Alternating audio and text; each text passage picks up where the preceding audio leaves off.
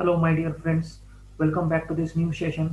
Guys, आज हम लोग जेई मेंस 2020 का कोऑर्डिनेट ज्योमेट्री का पैराबोला का एक इंटरेस्टिंग क्वेश्चन है। इसको हम लोग यहाँ पर में डिस्कस करेंगे। तो माय डियर फ्रेंड, चलिए क्वेश्चन हम लोग यहाँ पर में देखते हैं। क्वेश्चन आपके सामने में है, ठीक है। The area in square units of an equilateral triangle inscribed in the parabola y square equal to 8x with one of its vertex on the vertex of this parabola is। यानी एक parabola है y square equal to 8x, इसमें एक equilateral triangle inscribe किया जा रहा है। उस इक्विलैटरल ट्राइंगल का जो एक वर्टिसेस है वो पैराबोला के वर्टेक्स पर है, ठीक है। तो आपको उस इक्विलैटरल ट्राइंगल का एरिया आपको बताना है, ठीक है। तो इसको दो मेथड से हम लोग इस क्वेश्चन को सॉल्व कर सकते हैं माय डियर स्टूडेंट्स, ठीक है। दो मेथड से सॉल्व कर सकते हैं। यहाँ पर हम लोग फर्स्ट मेथड डिस्कस कर रहे हैं, इसके बाद में हम लोग सेकंड मेथड भी डिस्कस करेंगे, ठीक है। तो क्या होगा, सबसे पहले जो पैराबोला है उसको देख लीजिए, y square equal to 8x। तो चलिए फिगर बना लेते हैं, ठीक है। पैराबोला के केस में फिगर बना लेंगे तो थोड़ा क्वेश्चन इजी हो जाएगा, है ना। और यहाँ पर मैं तो इक्विलैटरल ट्रायंगल बनाना है तो सिमेट्री होगा। तो चलिए मैंने इस तरह से पैराबोला ड्रॉ कर लिया। अब देखो यहाँ पर मैं ये इक्विलैटरल ट्रायंगल आपको यहाँ पर मैं ड्रॉ करना है। तो इक्विलैटरल ट्रायंगल का एक वर्टेक्स पैराबोला के वर्टेक्स पर होगा, दूसरा यहाँ पर में होगा एक वर्टेक्स, मान लो इंस्क्राइब करना है। इंस्क्राइब करने का मतलब है तीनों वर्टेक्स जो है पैराबोला पर लाई कर जाएगा। तो यहाँ पर मैं इस तरह से दोनों वर्टेक्स ले लिया सिमेट्रिकली, ठीक है। और यहाँ पर मैं इस तरह से हम लोग ड्रॉ कर दिए। तो आप देख पाएंगे अगर ये 0 0 है, एक वर्टेक्स ए है, दूसरा वर्टेक्स क्या है, बी होगा। तो ये जो ट्राइंगल हो जाएगा O A B, that will be equilateral triangle. यानी ये जो ट्राइंगल है, ट्राइंगल ओ ए बी, ये कैसा ट्राइंगल है, इक्विलैटरल, ठीक है। अब देखो ये जो एटेक्स है, इस पर अगर पैरामेट्रिक पॉइंट लिया जाए तो आपको पता होता है कि कोई भी parabola y square equal to 4ax, इसका पैरामेट्रिक पॉइंट होता है A T square comma 2at। तो यहाँ पर में a का वैल्यू कितना है, 2 है, यानी इसका पैरामेट्रिक पॉइंट हो जाएगा x का वैल्यू 2t स्क्वायर और y का वैल्यू हो जाएगा आपके पास में 2t स्क्वायर यानी 4t। एक पैरामेट्रिक पॉइंट ये हो गया।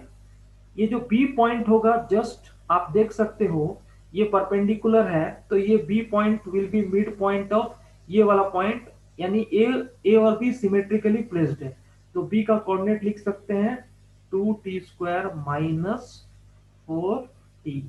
तो तीन वर्टेक्स आपको मिल गया, ठीक है। इक्विलैटरल ट्राइंगल है तो ये वाला जो परपेंडिकुलर हो जाएगा ये आपका एंगल बाइसेक्टर का भी काम करेगा बिकॉज इक्विलैटरल ट्राइंगल है। अब आप बताइए, अब आपको जो ए बी का लेंथ हो जाएगा, ठीक है, ए बी का लेंथ कितना हो जाएगा, ए बी का लेंथ आपको पास में हो जाएगा 4t माइनस 4t यानी 8t। ए बी का लेंथ कितना हो गया, 8t। और जो ओ ए होगा इक्वल टू ओ बी, इसका लेंथ कितने के बराबर है, अंडर रूट करके देख लीजिए। तो अंडर रूट ये वाला हो जाएगा 16t स्क्वायर, ये वाला 16t square plus 4t power 4।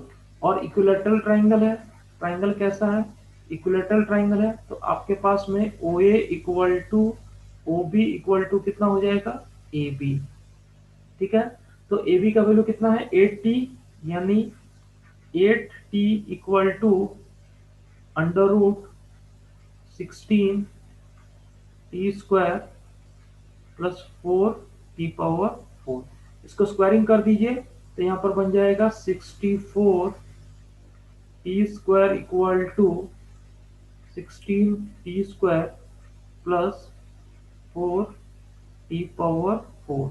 तो यहाँ पर में कितना बन गया, तो यहाँ पर में आपको मिल जाएगा 48t square equal to 4t power 4। तो यहाँ पर में आपको मिल रहा है टी स्क्वायर इक्वल टू 12 और टी स्क्वायर का वैल्यू 0। 0 तो पॉसिबल नहीं है, ठीक है ना। क्यों नहीं पॉसिबल है, क्योंकि अगर टी का वैल्यू 0 हो जाएगा तो तीनों पॉइंट मर्ज कर जाएंगे, इक्विलैटरल ट्राइंगल नहीं बनाएंगे। तो यहाँ से टी का वैल्यू हो जाएगा प्लस माइनस 2√3। तो हम प्लस वाले को लेते हैं तो टी का वैल्यू आ जाएगा 2√3। यानी जो आपके पास साइड हो जाएगा, साइड का लेंथ हो जाएगा that will be equal to 8 into 2√3। तो ये हो गया आपको पास में जो साइड हो गया that will be equal to 16√3। तो एरिया कितना हो जाएगा? तो एरिया हो जाएगा my dear friend, equilateral triangle का जो एरिया होता है आपको सभी को पता है, √3/4 इंटू साइड का स्क्वायर यानी 16√3 का होल स्क्वायर। तो ये देखो ये √3 हो गया, ये 16 इंटू 16 कितना हो गया, इंटू 256 इंटू 3 डिवाइड बाई 4। तो ये वाला कितना हो गया 64 इंटू 3, 64 इंटू 3 यानी 192 इसका आंसर हो जाएगा। तो हमारे पास में जो ऑप्शन आ रहा है, ठीक है, दैट विल बी ऑप्शन 3, यानी जो 3 ऑप्शन है, ठीक है, 192√3 वो आपका इस क्वेश्चन का आंसर आ जाएगा, यानी आंसर विल बी 192 इंटू √3। इसका दूसरा मेथड क्या होगा वो भी मैं आपको दिखाता हूँ, ठीक है। इसका जो सेकंड मेथड माय डियर होगा, अगेन आप पैराबोला को ड्रॉ कर लीजिए, ठीक है, सेम सेम जैसा वहां पर किया यहाँ पर भी ड्रॉ कर लेना उस तरह से, ठीक है। ओ ए बी ये वाला हो जाएगा 2t²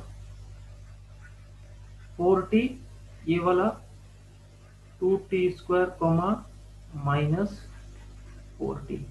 अब ध्यान से देखिए ये एंगल आपको 30 डिग्री हो जाएगा, क्यों? क्योंकि ये एंगल बाइसेक्टर हो जाएगा, इक्विलैटरल ट्रायंगल है तो एंगल बाइसेक्टर होगा राइट एंगल पर, ठीक है। अच्छा ये अगर मिड पॉइंट हो जाएगा, इसको हम अगर P नाम दे दे तो आप बता सकते हो यहाँ पर मैं tan 30 degree equal to perpendicular divide by base यानी AP डिवाइड बाई OP, और tan 30 आ गया 1/√3। जो AP का लेंथ है माय डियर स्टूडेंट्स, ये y कोऑर्डिनेट है, y कोऑर्डिनेट कितना है 4t डिवाइड बाई OP कितना है x कोऑर्डिनेट, ये वाला 2t², तो ये हो जाएगा 2t², ठीक है। तो यहाँ पर मैं जब सॉल्व करेंगे तो यहाँ पर मैं देखिए कितना आ गया 2t² equal to 4√3 into t, तो t not equal to 0, t not equal to 0, तो you will get t equal to 2√3। t का वैल्यू कितना आ गया 2√3। तो यहाँ पर में एरिया हो जाएगा आपके पास में, अगर राइट एंगल ट्रायंगल से भी निकाले तो area into half perpendicular OP into AB, ठीक है। तो हाफ इंटू OP यानी कितना हो गया, OP का लेंथ आपके पास में है 2t², OP यानी 2t² इंटू AB का लेंथ हो गया 8t, तो ये हो गया आपके पास में 2 कैंसिल 8t³ यानी 8 इंटू 2√3 का होल क्यूब, तो ये आपके पास में आ गया 192√3। तो ये भी एक सिंपल मेथड हो गया माय डियर स्टूडेंट्स।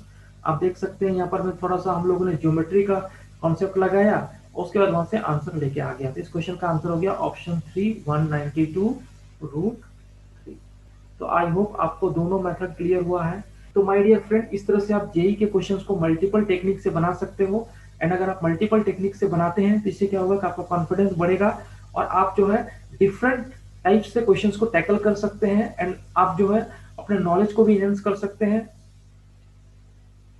तो माय डियर फ्रेंड अगर आपको ये सेशन अच्छा लगा है तो आप इसको लाइक एंड शेयर कर दीजिए। मेरे चैनल है दीपांकर कुमार NIT जमशेदपुर, इसको सब्सक्राइब कर लीजिए ताकि इसमें जो भी कंटेंट आएंगे वो सबसे पहले आपको मिल सके। Thank you my dear friends.